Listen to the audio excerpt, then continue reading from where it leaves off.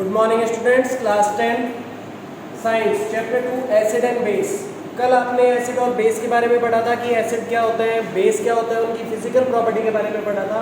उसके अलावा आपने उनके कुछ इंडिकेटर्स देखे थे जिनमें आपको पता लग रहा था कि एसिड या बेस सॉल्यूशन कौन सी स्टेट को एग्जिस्ट करता है। ठीक है, उसके बाद में आपने देखा था इंडिकेटर्स के टाइप। इंडिकेटर्स के 3 टाइप थे, नेचुरल, सिंथेटिक और ऑल्फैक्टरी। सारे के सारे एग्जांपल आपने देखे थे। आज आप देखेंगे chemical property of acid and chemical property of base. तो chemical property of acid and base जो है टेबल में कंसिस्ट की जा सकती थी, जिसमें आपके पास जैसे भी मैंने टेबल बनाई है बिल्कुल उस फॉर्म में होता है, लेकिन ये एक ही पॉइंट होता है। ठीक है, डिफरेंस के बेसिस पर। देखिए मैंने इसको नहीं बनाया, इसका रीजन था कुछ कि तो ये जो सेकंड वाली रिएक्शन है मेटल कार्बोनेट या हाइड्रोजन कार्बोनेट के साथ, ये वाली रिएक्शन इसके अंदर नहीं होती है। दूसरी बात, एसिड की रिएक्शन आप एसिड के साथ अगर बेस के साथ कराएंगे न्यूट्रलाइज होने के लिए, और बेस की रिएक्शन सिर्फ और सिर्फ एसिड के साथ होगी, तो यहाँ पर 2 या 3 पॉइंट एक्स्ट्रा इंक्रीज हो रहे थे। सेम यहाँ पर रिएक्शन विद मेटलिक ऑक्साइड होता है जो एसिड के लिए होता है, लेकिन बेस जो होता है नॉन मेटलिक ऑक्साइड के साथ रिएक्ट करते हैं। ठीक है, तो स्टार्ट करते हैं। Chemical property of acid. Chemical property means chemical change. और केमिकल चेंज कब आता है? जब कोई केमिकल रिएक्शन होती है। तो केमिकल रिएक्शन किस किस तरीके से हो सकती है? ये सारे के सारे एसिड्स हैं। First, reaction with metal. अगर वो मेटल के साथ रिएक्ट करती है तो ऑब्वियसली पहले इनके कुछ एग्जांपल हम देखेंगे। किसी भी मेटल को अगर एसिड के कांटेक्ट में रखा जाए तो आपको पता है उसकी जो मेटल की ऊपर वाली लेयर होती है that will Eros upper layer of metal. Erosion of upper layer of metal is called corrosion. तो यहाँ पर कोरोजन होता है। उसके बाद में hydrogen reaction with metal carbonate या मेटल हाइड्रोजन कार्बोनेट। कार्बोनेट भी हो सकते हैं और हाइड्रोजन कार्बोनेट भी हो सकते हैं। यहाँ पर देखिए ये मेटल कार्बोनेट है और ये मेटल हाइड्रोजन कार्बोनेट है, दोनों के साथ की रिएक्शन बताई हुई है। फिर है रिएक्शन विद वाटर। अगर आप एसिड को वाटर के साथ रखते हैं यानी एक्वस सॉल्यूशन बनाते हैं तो आपके पास क्या रिलीज होता है? Reaction with metallic oxide. अगर कोई मेटलिक ऑक्साइड है जैसे कि पहले से रस्टिंग है और उसके ऊपर अगर आप कोई एसिड अप्लाई करते हैं तो किस तरीके से रिएक्शन होगी? और रिएक्शन विद बेस, एसिड की बेस के साथ reaction. In same way chemical property of basis आप चेक करेंगे। Reaction with metal. अगर बेस किसी मेटल के साथ रिएक्ट करता है तो क्या कंपाउंड बनाता है? रिएक्शन विद मेटल कार्बोनेट और मेटल हाइड्रोजन कार्बोनेट। यहाँ पर मैंने लिखा हुआ है no reaction takes place because जो बेस होते हैं उनके पास कोई फ्री इलेक्ट्रॉन नहीं होता to combine with metal carbonate और मेटल हाइड्रोजन कार्बोनेट। ठीक है, इस कंडीशन में इनके पास कोई रिएक्शन नहीं होती। फिर है रिएक्शन विद वाटर। अगर आप बेस की बात करें, बेस को वाटर के साथ रिएक्ट करवाएंगे तो क्या मिलेगा? और reaction with non metallic oxide. जैसे मैंने बताया था कि एसिड मेटलिक ऑक्साइड के साथ रिएक्ट करते हैं, बेस नॉन मेटलिक ऑक्साइड के साथ रिएक्ट करते हैं। इन सेम वे एसिड को आप न्यूट्रलाइज करने के लिए बेस के साथ रिएक्ट करवा देते हैं, यहाँ पर बेस को आप न्यूट्रलाइज करने के लिए एसिड के साथ रिएक्ट करवाएंगे। सभी के एग्जाम्पल दिए हुए हैं, फॉर्मेशन आपको खुद को आइडेंटिफाई करना है। Okay, so first number reaction with metal. आपके पास एक सल्फ्यूरिक एसिड है H2SO4, उसको आपने जिंक एक मेटल के साथ, मेटल के पीस के साथ जो कि सॉलिड फॉर्म में है, रिएक्ट करवाया और आपके पास क्या बन गया? Zinc sulphate. यहाँ पर हाइड्रोजन को जिंक ने रिप्लेस कर दिया। इस रिएक्शन के बारे में आप पता कर सकते हैं, चैप्टर 1 में मैंने आपको बताया था, जहाँ पर जिंक ने हाइड्रोजन को रिप्लेस कर दिया, डिस्प्लेस हो रहा है और मोर रिएक्टिव होता है जिंक। आप रिएक्टिविटी सीरीज में देखते हो तो हाइड्रोजन को हम आइसोलेट फॉर्म में 0 के उसमें लेते हैं और जिंक जो होता है मोर रिएक्टिव होता है, वो इसको रिप्लेस कर रहा है, तो डिस्प्लेसमेंट रिएक्शन होगी। उसके अलावा मेटल के साथ जब रिएक्ट करता है तो हाइड्रोजन मोस्टली कंडीशन में, चाहे वो कोई भी मेटल हो, उसके साथ रिएक्ट करेगा तो हाइड्रोजन रिलीज होगा ही होगा। हाइड्रोजन वहाँ से फ्री होने की कोशिश करेगा।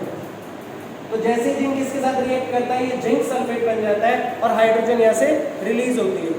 ओके, तो आप इसे कह सकते हैं कि जब भी मेटल के साथ कोई एसिड या एसिड के साथ कोई मेटल रिएक्ट करता है तो वो क्या बनाते हैं?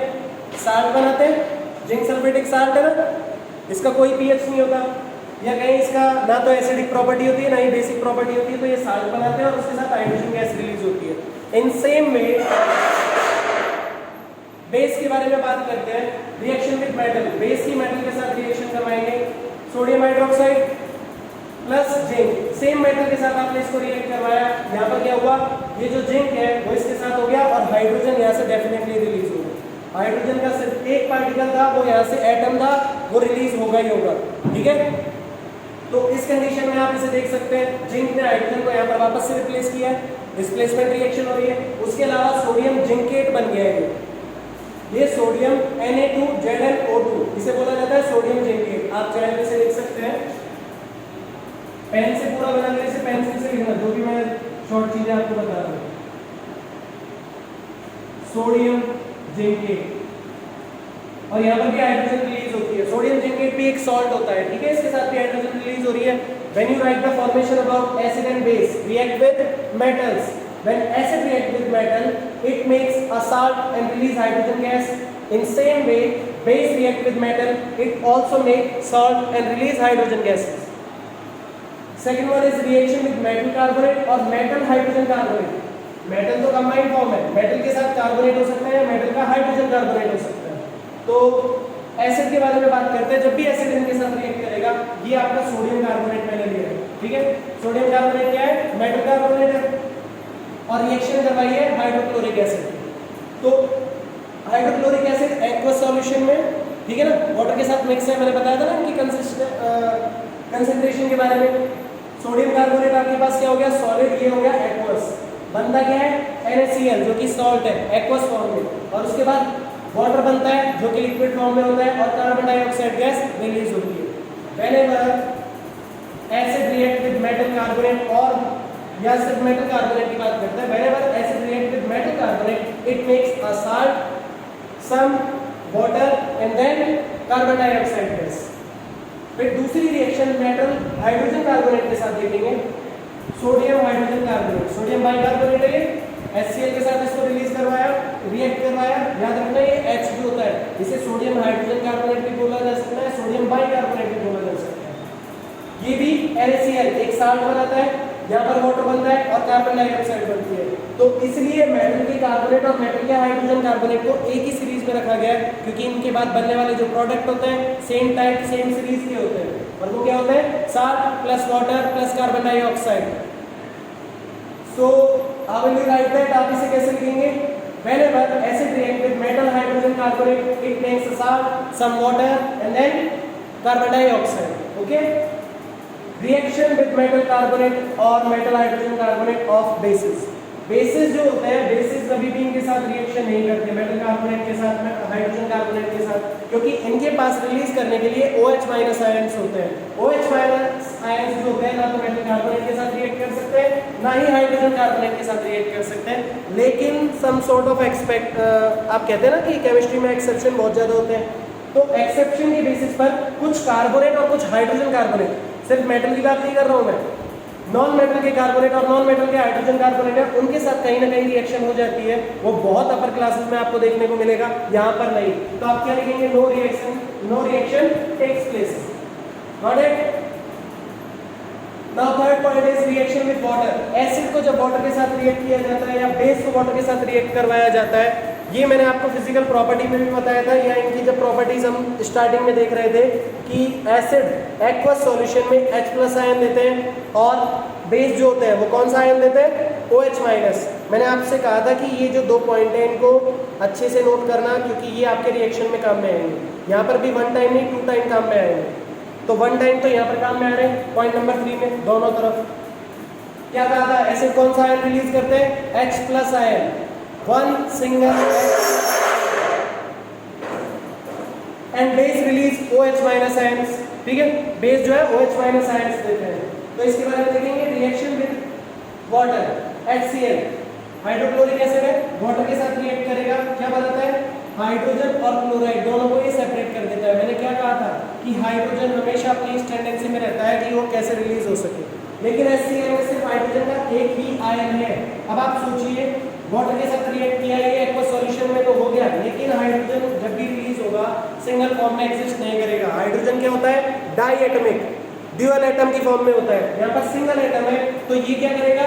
अपनी फॉर्मेशन बनाएगा इस वाटर के साथ। H2O की जगह क्या बन जाएगा? H3O। और जो वाटर जिसकी पॉजिटिविटी या नेगेटिविटी के बारे में कहा जाता है कि न्यूट्रल होता है, एक H+ आयन आने से क्या हो जाएगा? पॉजिटिव H3O बन जाएगा, ठीक है। और Cl- आयन यहाँ पर रिलीज होगा, जो कि क्लोरीन गैस की फॉर्म में होगा। लेकिन ये आयन भी रिलीज नहीं होगा, क्योंकि ये एक मॉलिक्यूल नहीं है, ये सिर्फ एक सिंगल एटम है, ठीक है ना। अब ये जो H3O बना है इसके बारे में मैं आपको बता देता हूँ, ये होता है हाइड्रोनियम।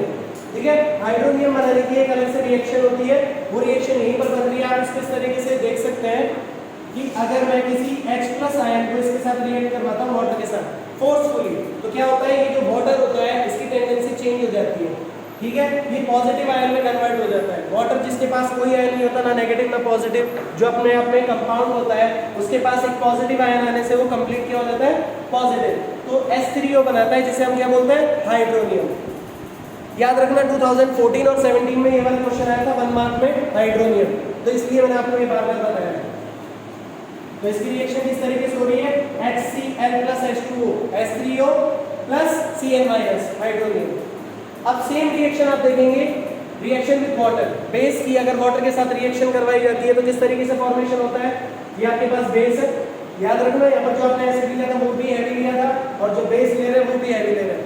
मोस्टली एसिड में दो ही एसिड काम में लेंगे आप रिएक्शन में, H2SO4 या HCl, और यहाँ पर जब बेस काम में होगा तो सबसे मेन जो बेस काम में आएगा वो आएगा सोडियम हाइड्रोक्साइड या उसके अलावा कैल्शियम हाइड्रोक्साइड, और कुछ नॉर्मल रिएक्शन में पोटेशियम या मैग्नीशियम के भी हाइड्रोक्साइड काम में आ सकते हैं। तो रिएक्शन विद वाटर में मैंने बताया था एसिड H+ आयन रिलीज करते हैं, यहाँ पर H+ आयन रिलीज हुआ, यहाँ पर OH- आयन रिलीज होने चाहिए, चेक करते हैं। सोडियम हाइड्रोक्साइड है सॉलिड फॉर्म में, जिसको वाटर के साथ रिएक्ट करवाया, जैसे ही आप इसे कंपोज करवाते हैं, in that case sodium ion will be free, ये बिल्कुल फ्री हो जाते हैं, और ये आयंस है इसलिए इनके पास ये पॉजिटिव चार्ज होता है और ये एक्वस फॉर्म में होते हैं। वहीं OH- आयन वो भी एक्वस फॉर्म में होते हैं जो कि हाइड्रोक्साइड होते हैं। दोनों आयंस यहाँ पर सेपरेट हो चुके हैं, इन दैट केस यहाँ पर OH- आयन रिलीज होता है। ओके, अब है आपके पास एसिड और बेस की reaction with metallic oxide. Metallic oxide क्या होता है, जब भी मेटल किसी ऑक्सीजन के साथ रिएक्ट करते हैं तो मेटेलिक ऑक्साइड बना लेते हैं। कोरोजन में आपने ये पढ़ा था, ठीक है, मेटल्स के ऑक्साइड बन जाते हैं, उनकी जो अपर लेयर होती है वो ऑक्साइड के साथ अपना बॉन्ड बना लेती है। तो जब भी आप उसे रिंज ऑफ करते हैं, वहां से मेटल की सरफेस एक लेयर या कुछ लेयर जहां तक उसके ऑक्साइड बन चुके हैं वो लेयर वहां से डिकम्पोज हो जाती है, हट जाती है, रिंज ऑफ हो जाती है, तो उसकी शाइन चली जाती है, यानी कि रस्टिंग ऑफ आयरन इसी का एग्जांपल था। यहाँ पर मैंने लिखा क्यूप्रस ऑक्साइड CuO, इसके बारे में जानते हैं ना, जिसके लिए गैल्वेनाइजेशन यूज कर रहे थे, मैंने बताया था रस्टिंग ऑफ आयरन और the deposition of green layer of oxide on copper metal. ये ऑक्सीजन की लेयर कॉपर मेटल पर चढ़ी हुई है, जिसकी वजह से इसका कलर कैसा हो गया, ग्रीन। क्यूप्रस ऑक्साइड है, इसको अगर आप हाइड्रोक्लोरिक एसिड के साथ रिएक्ट करवाते हैं, in that case cuprous chloride बन जाता है। ठीक है, वही सेम रिएक्शन हो रही है, यहाँ पर क्यूप्रस क्लोराइड बन जाता है और उसके बाद वाटर फॉर्म होता है। मतलब आप ये कह सकते हैं कि जब भी आप किसी एसिड की रिएक्शन मेटलिक ऑक्साइड से कराते हैं, इन दैट केस वहां पर एक साल्ट बनता है, ये आपका क्यूप्रस क्लोराइड है, ये एक साल्ट है, और उसके साथ वाटर रिलीज होता है। ऐसी रिएक्शन के बारे में आपने पढ़ा होगा, जब एक एसिड और एक बेस रिएक्ट करता है तो सॉल्ट और वाटर बनता है, यहाँ पर सॉल्ट और वाटर बन रहा है, और आप ये भी कंफर्म है कि HCl आपका क्या है, एसिड है। तो बाकी का दूसरा कंपोनेंट आपके पास जो है, दूसरा कंपाउंड जो है जिसे हम कह रहे हैं मेटलिक ऑक्साइड, इसका मतलब उसका नेचर क्या है, बेसिक है, इसलिए मैंने इसको ब्रैकेट में यहाँ पर लिखा हुआ है। आप इसे पेंसिल से मार्क कर लेना कि मेटलिक ऑक्साइड जो होते हैं मोस्टली इनका नेचर बेसिक होता है। रिएक्शन विद मेटलिक ऑक्साइड, किसी भी एसिड का मेटलिक ऑक्साइड से यानी कि बेसिक फॉर्मेशन से रिएक्शन करवाने पर base plus acid makes salt plus water. In same way जब ये मेटलिक ऑक्साइड से रिएक्ट कर रहे हैं एसिड, तो बेस किससे करेंगे, नॉन मेटलिक ऑक्साइड से। अगर आपको कोई फॉर्मेशन दे दी जाए और पूछ लिया जाए कि बेस को अगर मेटलिक ऑक्साइड से रिएक्ट करवाते हैं तो क्या बनता है, तो आप उसमें लिख सकते हैं कोई रिएक्शन नहीं होगी, वो सिर्फ एक्वस सॉल्यूशन बनाएंगे। ओके, कोई रिएक्शन नहीं होगी, क्यों नहीं होगी, क्योंकि वो भी बेस है और इनका भी नेचर बेसिक होता है। तो यहाँ पर reaction with non metallic oxide अगर आप करेंगे, यहाँ पर कैल्शियम हाइड्रोक्साइड, इसमें आप हाइड्रोक्साइड के कोई से भी ले सकते हैं, calcium hydroxide, potassium hydroxide, magnesium hydroxide, same formation रहेगा। आपने इसे नॉन मेटलिक ऑक्साइड, कार्बन का ऑक्सीडेशन हो रहा है यहाँ पर, तो ये कार्बन डाइऑक्साइड बन गया। आपने इसे कार्बन डाइऑक्साइड के साथ रिएक्ट करवाया, in that case calcium carbonate बना जो एक साल्ट होता है और उसके साथ कुछ वाटर फॉर्म होता है। तो इसमें भी क्या हो रहा है, whenever you react base with non metallic oxide, it forms salt and water. Clear. अब लास्ट रिएक्शन आपकी बचती है एसिड की बेस के साथ और बेस की एसिड के साथ। तो आप चाहें तो यहाँ पर लिख सकते हैं, वो मैं अभी बताऊंगा कि रिएक्शन विद बेस, अगर आप एक मिनट, नॉन मेटेलिक ऑक्साइड जो है इसके ब्रैकेट में आप लिख सकते हैं एसिड, ये नेचर में एसिडिक होता है। हाँ, एसिड की रिएक्शन बेस के साथ, एसिड और बेस मिलकर क्या बनाते हैं, सॉल्ट और वाटर। तो दोनों में मैंने एक कॉमन एग्जांपल लिया है, लेकिन इसमें सिर्फ सीक्वेंस चेंज कर दिया। एसिड के बारे में बात कर रहे थे तो एसिड पहले, बेस बाद में, HCl दोनों स्ट्रॉन्ग एसिड स्ट्रॉन्ग बेस है। इसका क्लोरीन आयन क्या करेगा, सोडियम आयन से सॉरी OH माइनस आयन से रिप्लेस कर लेगा अपना प्लेस। ये H प्लस आयन देते हैं, ये OH माइनस आयन देते हैं। मैंने आपको बताया था उस पॉइंट के बारे में, दो यूज आएंगे। एक यूज आया आपका ये वाटर के साथ, एक्वस सॉल्यूशन में H plus ion, aqueous solution में OH minus ion. Second use, जब भी आप इसका फॉर्मेशन करते हैं एसिड और बेस में, एसिड आपको H प्लस दे रहा है, यहाँ लिख रहा हूँ मैं, तो इसे इरेज करना है, याद रखना, H प्लस आयन, और यहाँ पर OH माइनस आयन आपको ये दिखाई दे रहा है, H प्लस आयन और H माइनस आयन दोनों रिएक्ट करके क्या बनाएंगे, H2O, 2H के एटम है और एक ऑक्सीजन का, ये क्या बन गया, H2O। तो वाटर फॉर्म होना तो इसमें कंपलसरी है। उसके बाद एसिड और बेस दोनों आपने यहाँ पर स्ट्रॉन्ग लिए हैं। इन दैट केस एसिड और बेस दोनों की क्वालिटी यहाँ पर क्या हो जाएगी, कैंसिल आउट हो जाएगी, और आप इसे कहेंगे salt. Whenever acid react with base, it makes salt and water. In this side same. Whenever acid react with base, it makes salt and water. NaOH, HCl, यहाँ पर बेस को पहले रखा है, सेम वे में रिएक्ट करेगा और इस तरीके से फॉर्मेशन बनाएगा। ओके स्टूडेंट, आज के लिए इतना ही, थैंक यू।